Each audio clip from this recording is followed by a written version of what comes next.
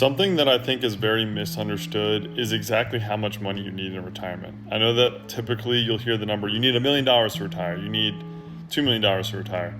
For everyone, it could be different. It's really dependent on your lifestyle.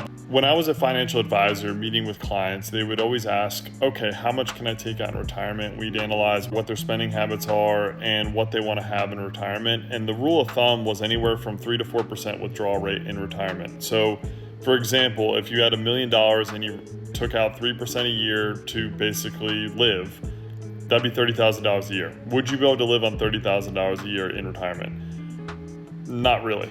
There's a lot of things that you cannot afford at that income. And that's not to say that that's not a decent amount. It's just the reality of the situation.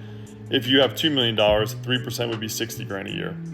So you see how it adds up. And if you're used to living on a salary and a paying job that pays you, $50, $100, $150,000 a year, divide that by 3%, and that's your number. You have to get to retire at the same lifestyle you're used to living. And typically retirement expenses go up because we're older, we have medical expenses, things like that. So to combat this and to set yourself up for a decent retirement, start saving as soon as you possibly can. You want to put the power of compound interest on your side. Start saving when you're 18, when you're 20 years old. This is going to set you up for retirement so much better if you start investing early rather than later. If you're like, well, I'm going to make more money later, I'll invest that later, it's going to take a lot more money invested. And typically at that point, you have expenses, you have cars, you have childcare, all that stuff. So moral of the story, save as soon as you possibly can.